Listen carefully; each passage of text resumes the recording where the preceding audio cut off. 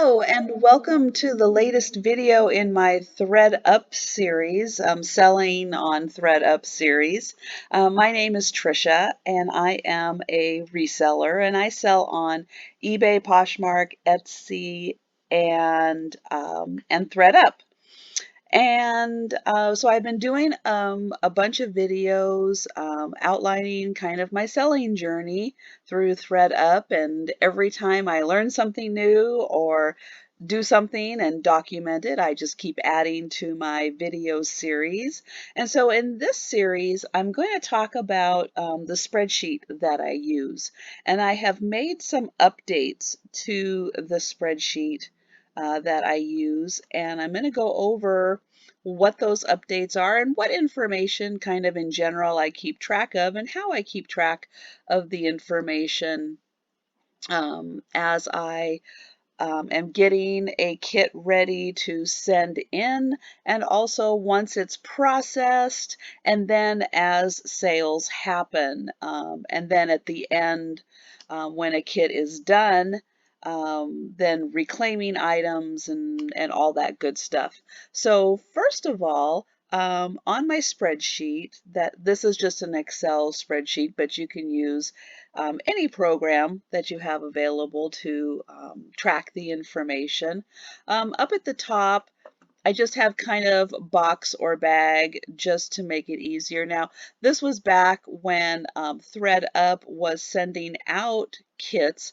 I had ordered ahead and had 3 or 4 bags still available that I had used initially to send in some kits. And so that's just for my reference to keep track of whether or not it was a box or a bag. And then when the label is produced, when I mail it in, I do put the number of the label right here, which when you have multiple kits going makes it easier because you can just use like the find function, type in part of the bag, and then it'll take you right to that kit. So then you can make your updates, because sometimes if you have multiple kits going at one time, it's hard to kind of scroll up and down and figure out which kit you're on in order to make the updates you want to on it.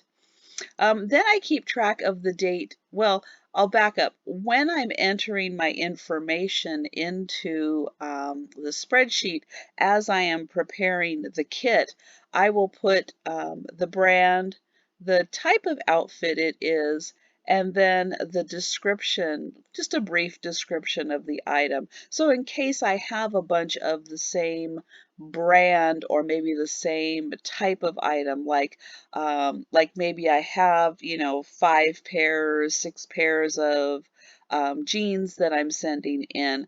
I can do little things to identify which ones they are, just to make it a little easier to keep everything straight in my brain. I also keep track of whether or not it was new with tags, and if that tag had a price that was listed on it, then I'll include that also. Again, just to make it a little easier and to keep track of information. So as you can see here, I can kind of make sure if it's a current price, then I can make sure that it's being reflected correctly. If it's an old price, then I will definitely want to make sure that a more current retail price is used.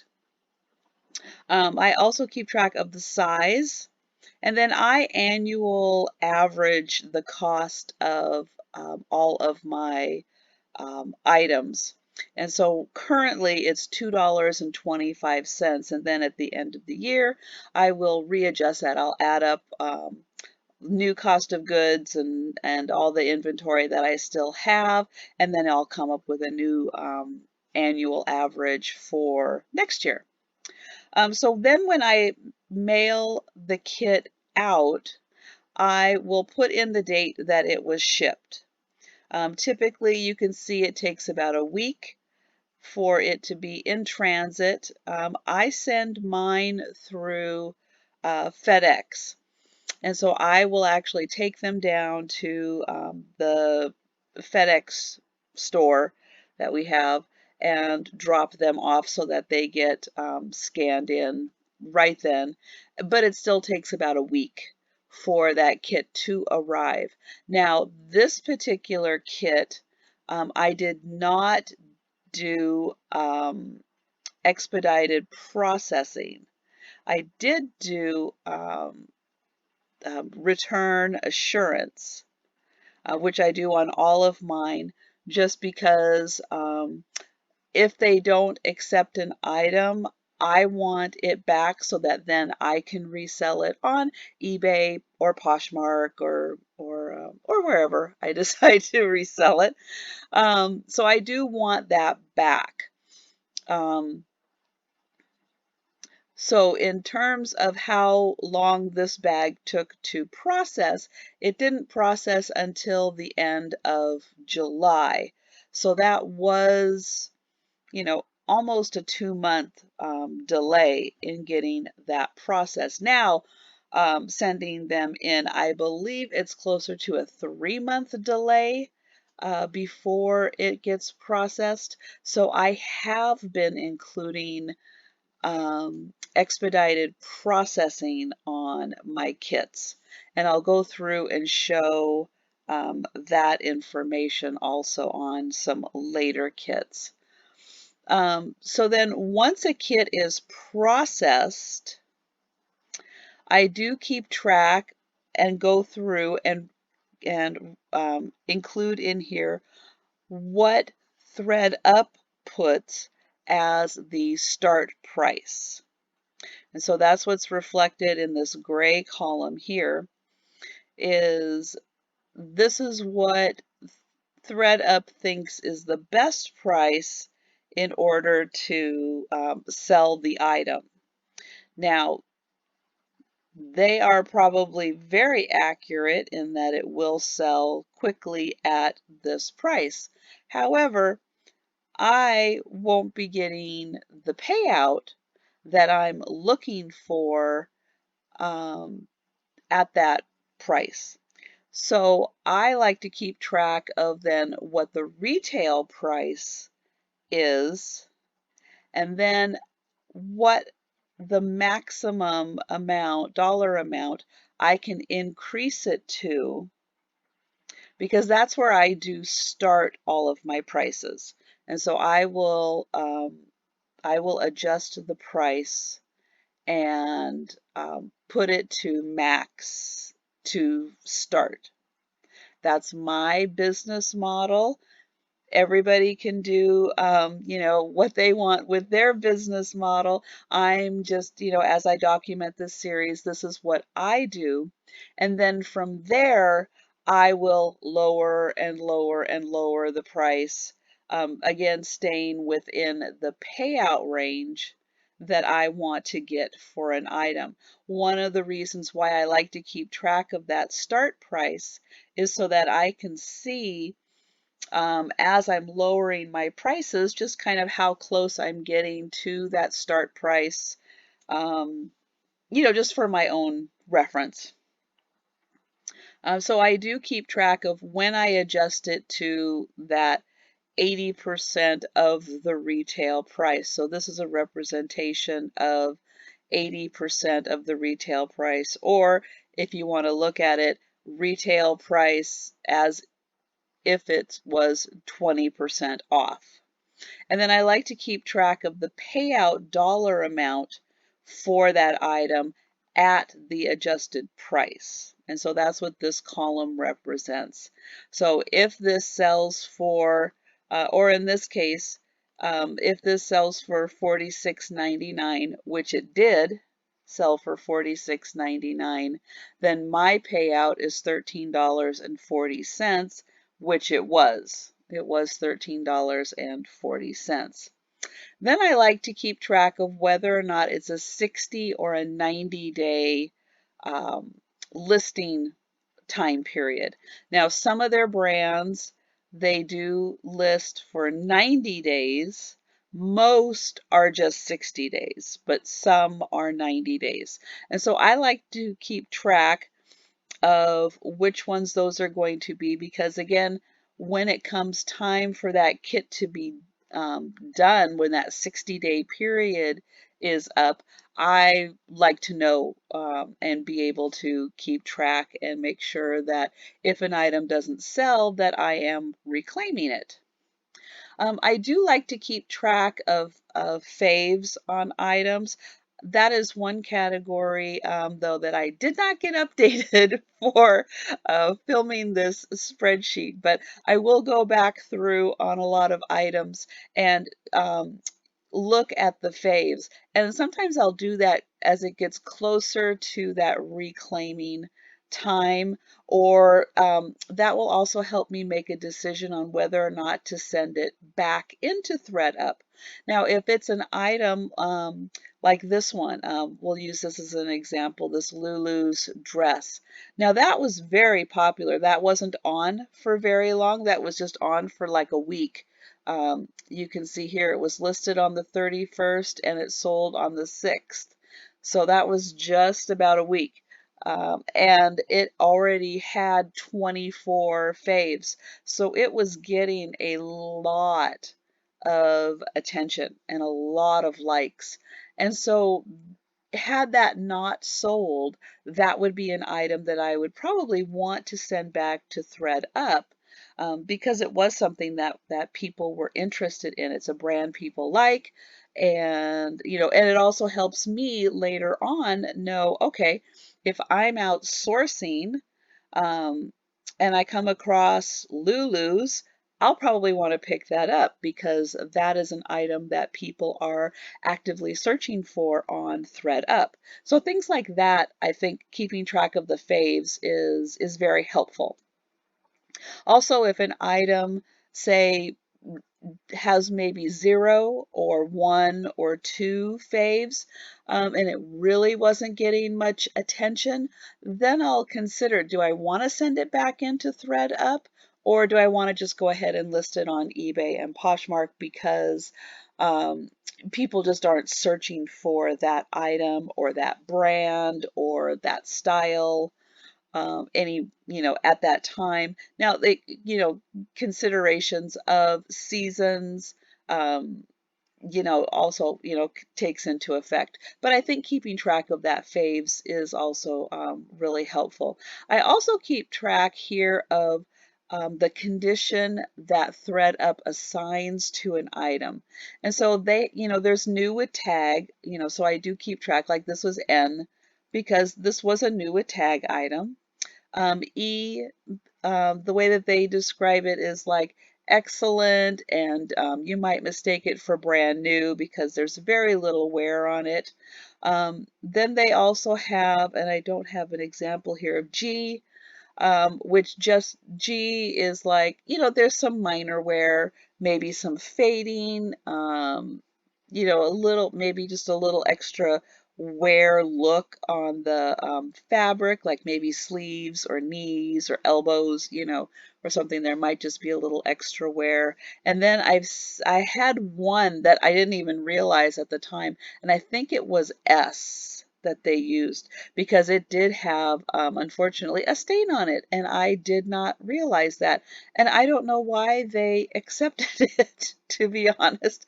I'm not sure why they took it. They should have just sent it back.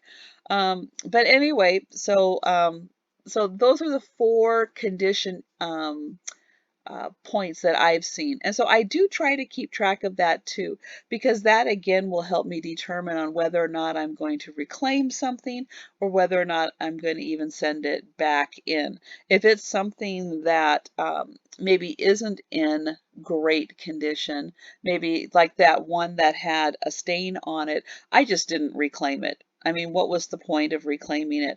I wouldn't be able to sell it on eBay and Poshmark anyway with a stain like that on it. So I just let that piece go. But that again, keeping track of the condition did help me make that determination. Then when an item sells, for my own personal reference, I bold the line. You can see here, this line is bolded. That just helps me visually see it. You could color it, or that type of thing. I just bold it and it jumps out enough for me. I put down the date that it sold. and the price that it's sold. And then if a code, we'll see later on in the lower parts of the spreadsheet, there are some. If a promo code was used, there are several different coupon codes and promo codes that Thredup is constantly emailing out to people. And so they will use coupon codes. And then I keep track of the payout percentage also. And then whether or not an item, or in this case, there are, I'll either put a date, well, actually, it'll start with transit. Sorry, I'm going to backtrack a little bit. Start over again here. When an item sells, it will go basically in transit until it's delivered. So I will keep track. Like this item, this Miss Me sleeveless hoodie, just sold on the 17th. So it is in transit right now. Once it's delivered, then there will be a date that it can be returned by. So that is a 2-week period that the customer can decide if they're going to keep it or not. If they don't keep it, you can see then the next day you receive your payout for that item. In this particular case, these Lane Bryant jeggings, which were new with tag, were purchased previously. They were returned. Then they were purchased again, and they were purchased again on the 28th. And because they were purchased a second time, I received an immediate payout. So basically, I'm done with that item. Now, if for some reason they still don't fit this person, the second person, as good as they want to, and they get returned, I'm done with it, and they belong now to Thredup. So that's why I have this returned right here. So that I know like an item has been returned. It happens, you know, you don't know if things are going to fit the way that you want to, and it's very easy for people to return things to Thredup. And so when I calculate my information for my solds, I don't consider it sold until I have received the payout here, and then I will also calculate that on my sold items. The other information I do keep track of, which I'll show briefly here, is the profit.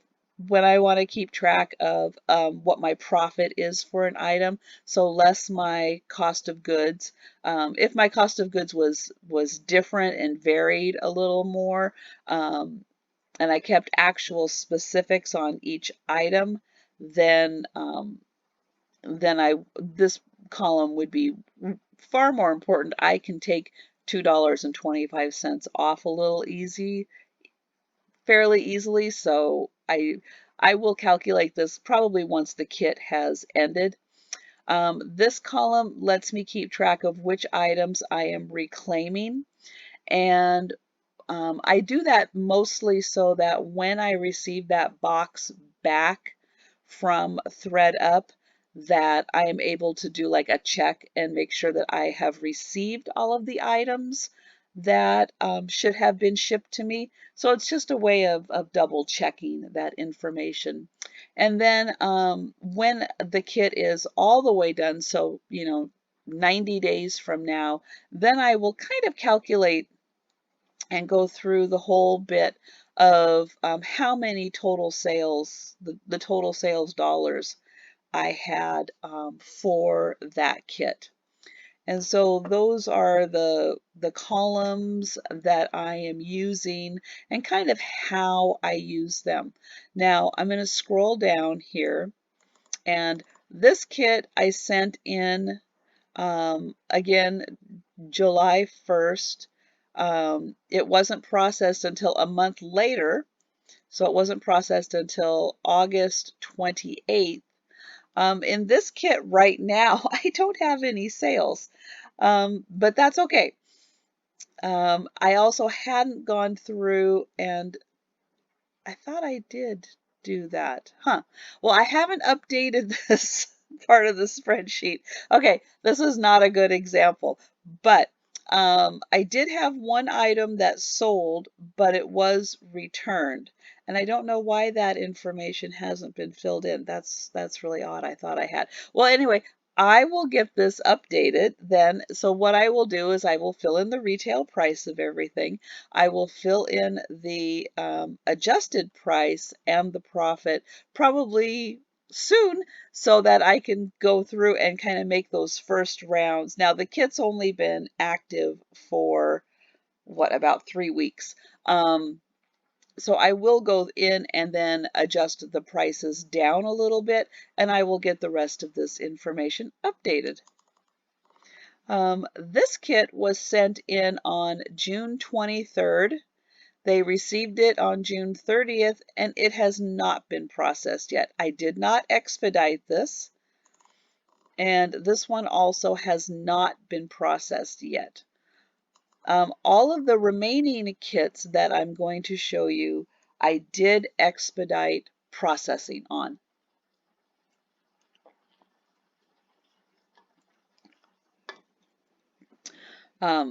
So again, here I am keeping track of the kit number that's assigned, the date that I shipped it to Thredup.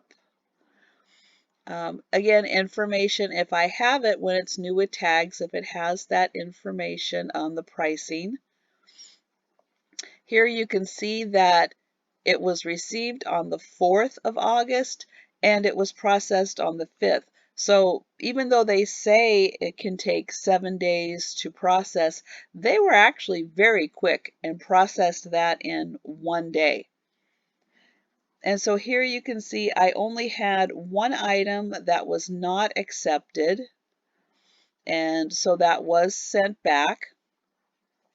And then here you can see that I have one that was picked for a goodie box. Now the website and the app that I have seen, it doesn't show goodie box anymore, but you can tell it's a goodie box because you're paid right away and there is no transit time. So you can see this item can be this item can still be returned up until tomorrow.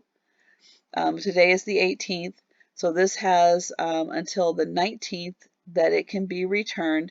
If it's not returned by then, or I think at least if they notify them that they are returning it, then I will be paid out on the 20th for this item. This item was shipped out, delivered, and they had until the 13th, and I was paid on the 14th. And this item is still in transit. This one sold on the 3rd, and I was paid on the 5th. And that's how you can tell it was selected for a goodie box. And again, I just bolded the items that had sold. And down here, this is where I kind of keep track of, I had 28 total items in this box and 27 of them were accepted. And then I will add another number here when the kit is finished that will show how many items total sold. And that's just where I decided to keep track of it. And it really isn't a separate column or labeled that way. On this kit, this again was sent in on the same day, received on the same day, and processed on the same day. And then again, keeping track of the information on the condition. And again, I'll get those faves updated as the kit moves on and gets a little closer to being done, to the point again of being reclaimed. So more towards that like maybe 55 day or so, I'll go in and fill in the faves and just to see again whether or not it's an item I want to reclaim, or on the flip side, if I do reclaim it, an item that I want to send back in to Thredup.